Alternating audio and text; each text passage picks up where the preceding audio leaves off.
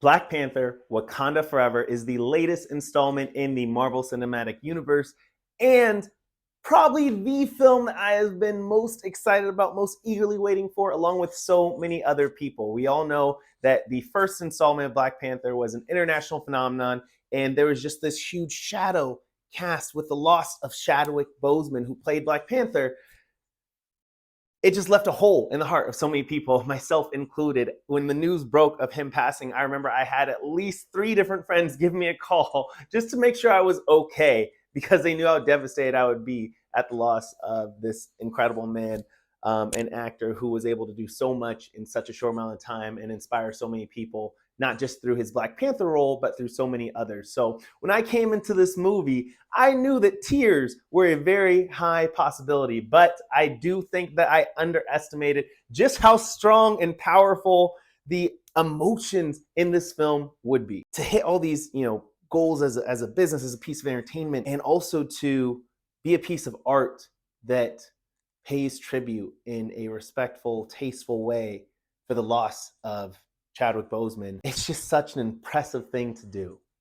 And I want to get into so many different aspects of this film. First off, representation. I felt more represented than ever before in this film, because we actually bring in the first kind of lead role of a Mexican actor as well. And I'm half Mexican, I'm half Black and half Mexican. So, me watching Black Panther: Wakanda Forever, just like, can't everybody just get along? Because we have Tenoch Huerta coming in as Namor, and he absolutely bodies this role. He is so awesome at being menacing and powerful, and also like still holds a nobility to his position as the king of Talokan. I mean, when you have a guy who has little tiny Mercury wings on his ankles, and he somehow makes those look cool, you know that he was being a complete badass throughout this film. I am really excited to see what else this guy has for us in the future. So obviously I've talked about Namor and the acting that Tenoch Huerta brought to the role. Amazing, incredible, but everyone brings their A game in this film. I'm gonna start out with M'Baku, because Winston Duke, another fan favorite. I mean, M'Baku was, Challenge Day, and just such a comic center. And what you see in this film, I think, is a great example of, when you have an amazing team and amazing people coming together around a cause, and there's a huge loss, everyone steps up. And that's what you saw. Like, I have chills when I think about how I saw an interview where Letitia Wright was talking about how every single scene before they started, they knew that they were dedicating it and it was a tribute to Chadwick. And you could just feel that in a way that didn't take away from the film. It's like you lost sight of the characters and just like, oh, this is just an actor sad for their friend. It actually elevated the overall emotion and heart of the film, because you could feel these emotions, and so many of us watching could feel these same emotions. So going back to M'Baku, what we saw was him not being quite the same like brute that we saw in the first one. Because King T'Challa is gone, he wanted to step up into a role of responsibility and wisdom, and you kind of see that leadership prowess come out, even though his role is arguably smaller in this film than it was in the previous film. You can still get this sense of he understands that because of the hole left with the loss of King T'Challa, there's a need for people to step up with leadership, with poise, while still bringing in his specific M'Baku comical tough guy style. Still, that's not gone, but he just brings up this other level. Like I said, everyone stepped up. But if I was to call a stand out acting in this film, the real life queen, Angela Bassett, let me just bow down, because she absolutely brought it to this role in every way. She was someone that I felt was super underutilized kind of in the previous films. I was glad to see them actually give her these specific moments to show you all exactly who she is. Both Angela Bassett and Queen Ramonda, the Queen of Wakanda, the queen of the most powerful nation in the world. Whew. Oh, when I think about how she takes care of business and how she just asserts this power throughout the film, She is truly a queen for so many reasons. And now I must come to the center of this film, Shuri, Letitia Wright, her acting. Because going back to the first Black Panther movie, looking at Shuri, you could tell she was not at all set up to be holding the weight of being the center of this film, of Wakanda, of this world. And I will admit, because of that, I was very nervous when people were talking about Shuri kind of taking center stage in this film. Not any shade to Letitia Wright, I love her, but just, like I said, she just wasn't set up to take on this lead. When I say that she rose to the occasion, it's an absolute understatement.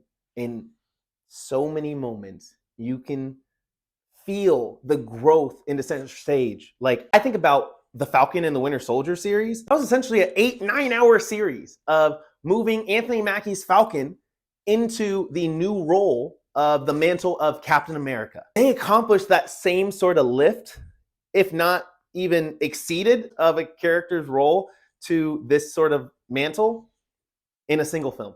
And they do it so well. Blew away all my expectations for that. And the performance of Letitia Wright is what allows this to be accomplished so well. Obviously, as is common in the MCU, there may be some moments where the CGI just doesn't quite live up to the hopes that we have. But overall, it's absolutely stunning. When I think about not just Wakanda, we've seen that before, that continues to be beautiful, but we get brought into Talokan, Namor's empire under the ocean. And it is so incredible what they built there. It's absolutely breathtaking. Like, I don't even know how they shot it. I don't know how much of it is CGI and how much of these shots are actually underwater, but I really felt like we were going down into seeing this incredible city, this other location that for all legal purposes is not actually Atlantis. And speaking of Namor and Talokan, gotta give it up to Ryan Coogler, who really just created another epic story here where you have a villain and Namor whose motivations are, you can empathize and sympathize with him. Like, you can understand, like, okay, this is a ruler who wants to take care of his people. This film does so many things so incredibly. It is something that you will definitely benefit from seeing a second time, because you're taking in so much at once. But in that second viewing, I got to really sit in a lot of the feelings and the emotions.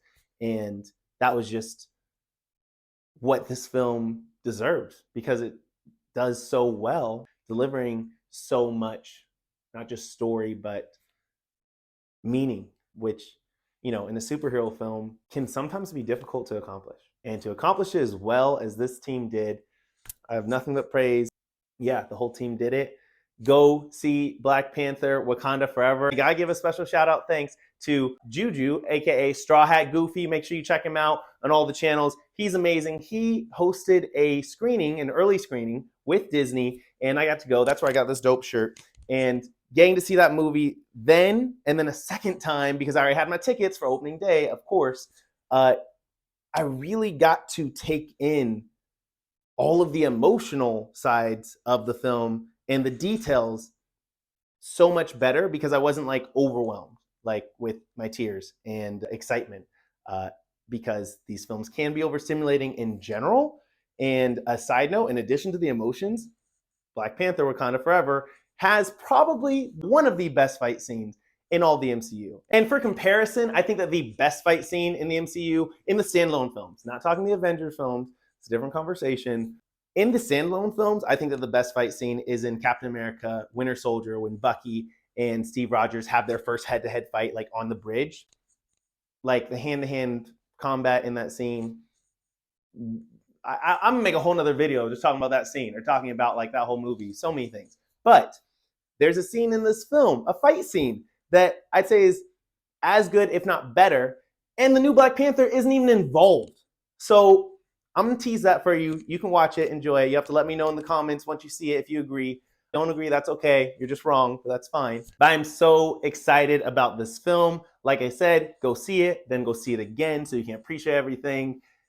And just in case you're wondering, there is a post-credit scene, or rather I'd say a mid-credit scene, because now sometimes they have 5 scenes or whatever. This film just has one mid-credit scene, and definitely worth a watch. And after that, you can leave, because the only spoiler I'll give you is at the very end of the film, they have no other post-credit scene other than just the title card that says the Black Panther will return. If you want to watch it, show some love for all of the cast and crew that came together. Outside of that, you're welcome to leave right after that first mid-credit scene. And thanks so much for watching. If you enjoyed this review, go ahead and subscribe and like, because I have a lot more coming. Movies have always been one of my biggest passions in life, so I'm really excited working with some great folks to bring these reviews to you, bring my thoughts so we can discuss films hopefully more regularly. So stay on the lookout for new reviews coming every single week. And thanks so much for watching. I really appreciate you, sending you all my love. Wakanda forever.